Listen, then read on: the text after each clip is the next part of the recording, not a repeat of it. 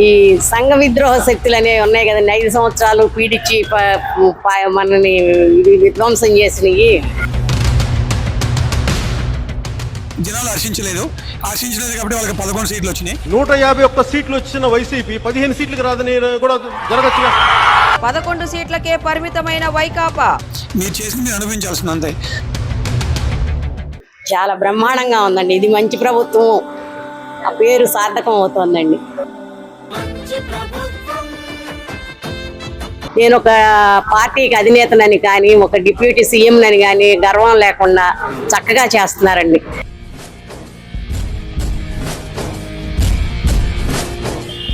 Good.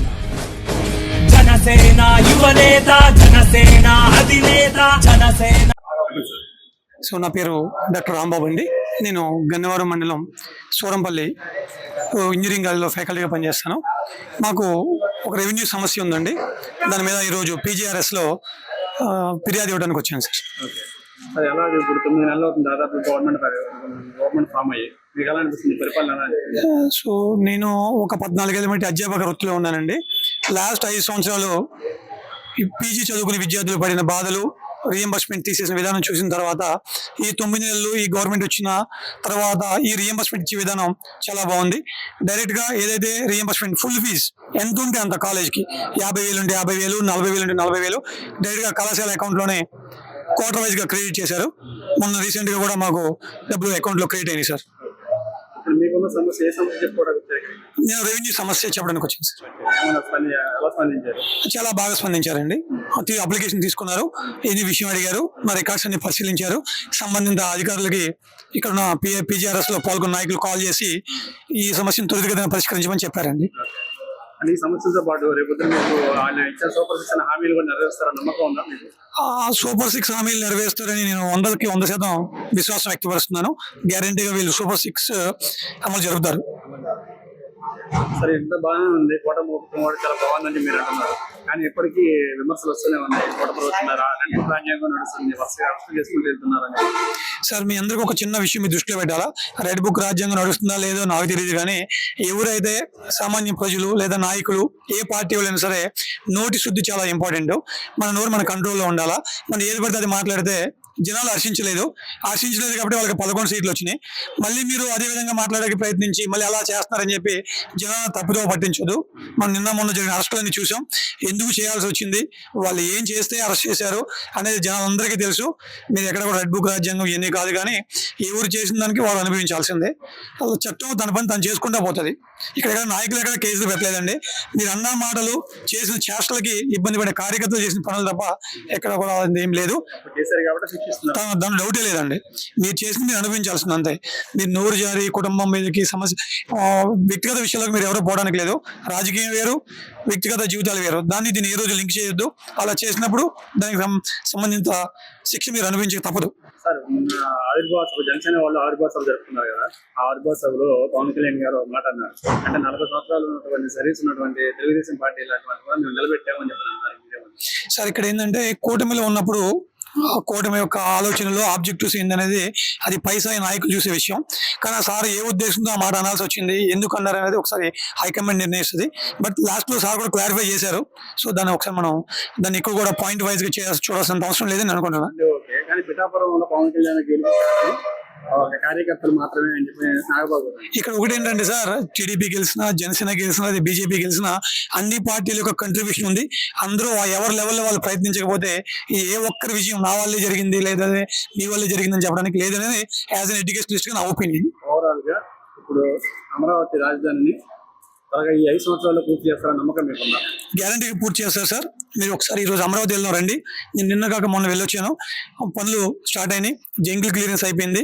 Then ఇప్పుడు రాజధానికి సంబంధించిన టెండర్లు కూడా ఇవాళ రేపట్లో కన్ఫర్మ్ అవుతాయి. నెక్స్ట్ గవర్నమెంట్ రావాలనుకుంటే రాజధాని పూర్తి చేయాల్సిందే. మాది పెనమలూరు నియోజకవర్గం అండి. నా పేరు లక్ష్మీ దండమూడి. ఇప్పుడు దాదాపు సంవత్సరం అవుతుంది కూటమి ప్రభుత్వం వచ్చి, ఎలా ఉంది పరిపాలన, మీకు ఎలా అనిపిస్తుంది?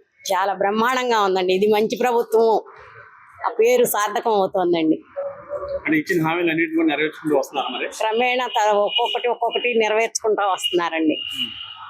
రేపు ఉగాది నుంచి మహిళలకి ఉచిత బస్సు ప్రయాణం పెడతామన్నారు. జూన్లో తల్లికి వందనం పిల్లలకి డబ్బులు వేస్తామన్నారు. ఎంతమంది పిల్లలు ఉంటే అంతమంది పిల్లలు. దీపం పథకం ఆల్రెడీ వచ్చేసింది.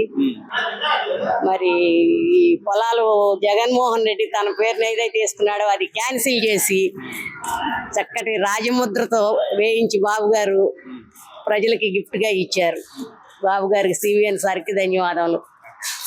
ఎలా అనిపిస్తుందా మాకు ఇప్పుడు పంచాయతీరాజ్ శాఖ తీసుకున్నారు పవన్ కళ్యాణ్ గారు, తీసుకున్న తర్వాత మీ పల్లెటి మీ ఊరి గ్రామాల్లో రోడ్లు ఎలా ఉన్నాయి?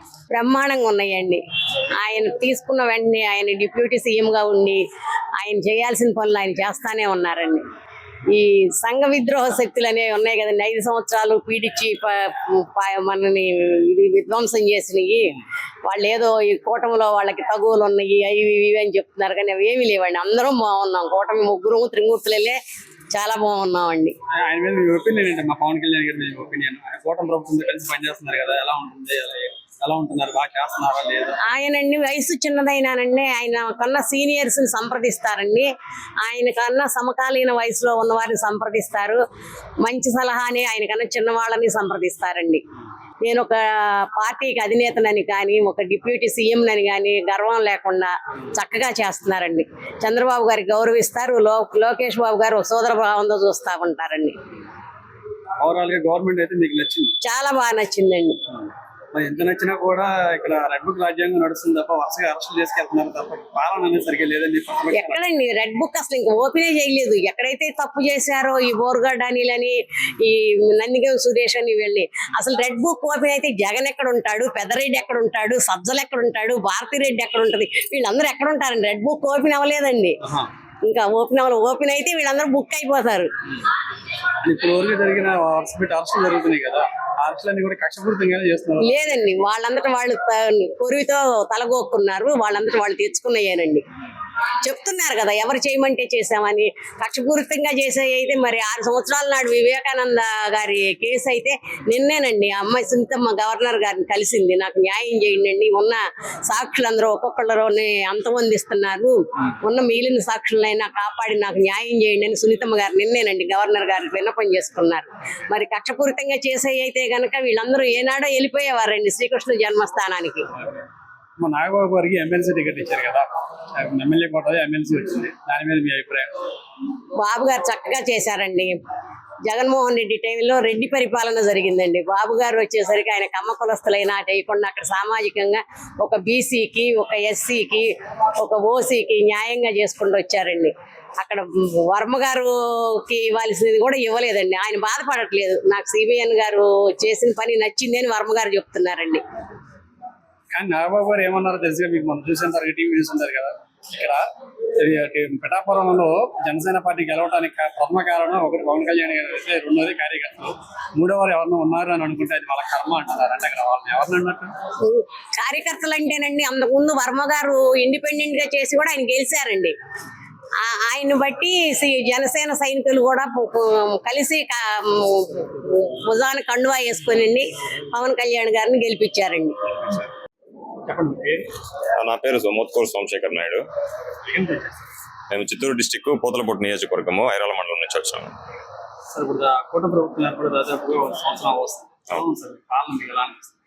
బాగుంది. బాబు గారు అందరూ అన్ని బాగా చేస్తున్నాడు. అభివృద్ధి పదంలో నడుస్తుంది. అన్ని స్కీమ్స్ ప్రజలకు అందరికీ చేరుతున్నాయి. ఇబ్బంది ప్రభుత్వానికి ఏమి ఇబ్బంది లేదు, బాగా నడుస్తుంది. 100% నమ్మకం ఉంది. ఇప్పుడు గవర్నమెంట్ లాస్ట్ గవర్నమెంట్ లో ఉన్నప్పుడు అమరావతి 3 ముక్కలు చేసి 3 ముక్కలు ఆట ఆడుతున్నారు. ఈసారి ఈ 5 సంవత్సరాల్లో ఈ గవర్నమెంట్ ఈ అమరావతిని పూర్తి చేస్తుంది. పక్కాగా పూర్తి చేస్తుంది. 3 years లోనే అమరావతి రాజధాని కంప్లీట్ అవుతుంది. బాబు గారు చేస్తారు. కానీ ఇంత చేసినా కూడా ఇంకా విమర్శలు వస్తూనే ఉన్నాయి. ఇప్పుడు ప్రస్తుతం ప్రభుత్వం ఏర్పడిన దగ్గర నుంచి కూడా రెడ్ బుక్ రాజ్యాంగం నడుస్తుందని చెప్పి అంటున్నారు. అదేం లేదండి, బాగా నడుస్తుంది. ప్రభుత్వం అయితే బాగుంది, ఇబ్బంది ఏం లేదు. అరెస్టులు అదేం చట్టం తన పని తాను చేసుకుపోతుంది అంతే, మనకేం దాని గురించి ఏం లేదు. ముమ్మాటికి లేదండి. అట్లయితే అందరినీ అరెస్ట్ చేసిందల్లా, కొడాలని అరెస్ట్ చేసిందల్లా, జగన్ అరెస్ట్ చేసిందల్లా, అదేం లేదండి. కష్టపడి రాజకీయాలు ఎక్కడా నడవట్లేదు. సార్ నిన్న జనసేన ఆవిర్భావం జరిగింది చూసారు, అవును. అందులో నాగబాబు కొన్ని వ్యాఖ్యలు చేశారు.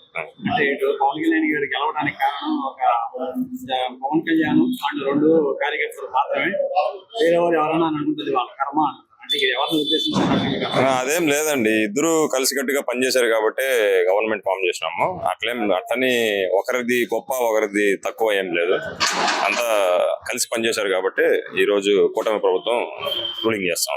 ఎలా ఉంది సార్ మీ ఊళ్ళో గ్రామాలలో లాస్ట్ గవర్నమెంట్ అప్పుడు ఇప్పుడు అభివృద్ధి ఎలా ఉంది? ఇప్పటికైతే డెవలప్మెంట్ బాగుంది. కాంక్రీట్ రోడ్స్ కానీ, ఎన్ఆర్జీఎస్ ఇవన్నీ పనులు కానీ సవ్యంగా జరుగుతుంది. మీ రోడ్డు సీసీ రోడ్డు పడినాయి, తప్పకుండా పడినాయి.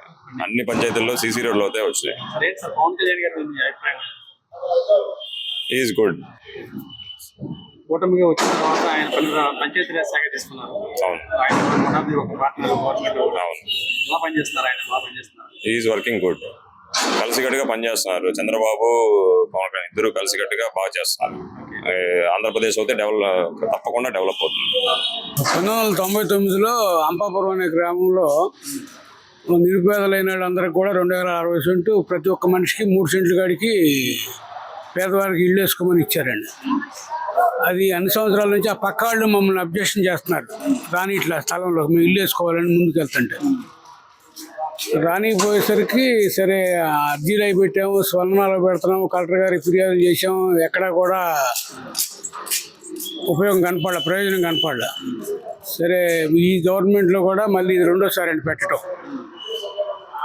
ఒకసారి ఆల్రెడీ 3వ తారీఖు జనవరి 25న పెట్టాం, ఫస్ట్ నెలలో పెడితే వాళ్ళు ఎంఆర్ఓ గారికి రాశారు, కలెక్టర్ గారికి పంపిస్తున్నామండి, మీరు అక్కడికి వెళ్ళి సమస్య పరిష్కరించుకున్నారు. అక్కడికి వెళ్ళిన తర్వాత వాళ్ళు ఏమన్నా 5వ తారీఖు ఏమన్నా మమ్మల్ని పిలిచారు ఎంఆర్ఓ గారి ఆఫీస్కి 3వ నెలలో.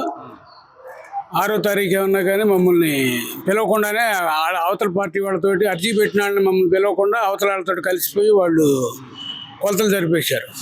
వాళ్ళు అనేది సమస్య ఏంటంటే వాళ్ళకి 4.5 సెంట్లు అంటున్నారు. వాళ్ళకు కూడా ఇచ్చింది ఆ రోజు 3 సెంట్లే.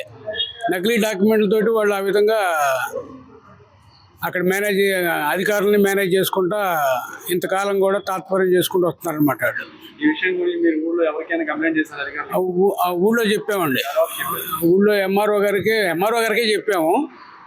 చెప్తే ఆయన కాగితాలు చూద్దామండి పట్టురమ్మన్నాడు. మనది కాగితం పట్టుకెళ్ళాము. మరుసటి రోజు ఏమన్నా వాళ్ళది ఇస్తానన్నారు, వాళ్ళది ఇచ్చారు. ఇచ్చిన తర్వాత మాట్లాడుకోండి అనే పదంలో ఉన్నారు వాళ్ళు అనమాట, దూరంలో ఉన్నారు.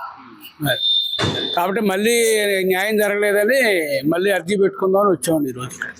నమ్మకం ఉందా ఇక్కడ వచ్చిన తర్వాత అర్జీ పెట్టుకున్న తర్వాత మీకు న్యాయం జరుగుతుందని? అదే ఆలోచనతో ఆశతో తిరుగుతున్నామండి. ఎలా అనిపిస్తుంది? ఇప్పుడు దాదాపుగా సంవత్సరం అవుతుంది గవర్నమెంట్ వచ్చేసి, మీకు పాలన ఎలా అనిపిస్తుంది? ఏదో న్యాయం జరుగుతుందని ఆశతో ప్రయాసపడుతున్నాను. పరిపాలన మీకు ఎలా, ఇప్పుడు పరిపాలన మీకు ఎలా అనిపిస్తుంది? చంద్రబాబు నాయుడు గారి పరిపాలన చాలా బాగుందండి. అందుకని మాకు న్యాయం చేస్తారని మేము వచ్చామండి. మొన్న అర్జీ పెట్టుకున్నాం జనవరిలో. అది ఇప్పుడు వాళ్ళు సరిపడా మాకు మేము లేకుండా చూసి కొలతలు పెట్టేశారు. అందుకని మళ్ళీ వేరే కాలువ భూమి ఆనుకొని ఉంటుందండి. కాలువ వైపు మమ్మల్ని నెట్టేసి వాళ్ళు 4.5 సెంట్లు ఒరిజినల్లో కాళ్ళు వెళ్ళిపోయారు. మాకు సెంటున్నర, మాకు ఒరిజినల్ ఇచ్చి సెంటున్నర అన్న కాలువలోకి నెట్టేయాలనే ప్రయత్నంలో ఉంటారు. గన్నవరం వెంకటరావు గారండి. ఆయన సిఫారసు లేఖను కూడా మరి పరిగణలోకి తీసుకున్నట్టుగా ఆ జరిగిన సర్వేని బట్టి అనిపించట్లేదండి. ఉంది చేస్తారన్న జరుగుతుంది. చంద్రబాబు నాయుడు గారు, లోకేష్ గారును మాకు న్యాయం చేస్తారని మేము వచ్చామండి. మరి ఎలా ఈ 9 సంవత్సరాలు, ఈ 9 నెలలు బట్టి పెన్షన్ ఇస్తున్నారండి, వికలాంగులు పెన్షన్ ఇస్తున్నారు. ఆయన సూపర్ సిక్స్ అనేది కొన్ని హామీలు ఇచ్చారు, ఆయన నెరవేరుస్తారంటారా? నెరవేర్చడానికి అవకాశం 90% ఉందండి. మరి ఇటు ఆంధ్రప్రదేశ్ అమరావతిని కూడా త్వరగా డెవలప్ చేస్తారంట? తప్పకుండా ఇదివరకు జగన్మోహన్ రెడ్డి లాగా 3 ముక్కలు ఆడే అవకాశం ఉందంటారా? దానికి దీనికి సంబంధం లేదు. పరిపాలన చాలా బాగుందండి. చంద్రబాబు బాగుంది. అన్ని కూడా ఆయన ఇచ్చిన హామీలన్నీ కూడా నెరవేర్చడానికి జరుగుతాయి.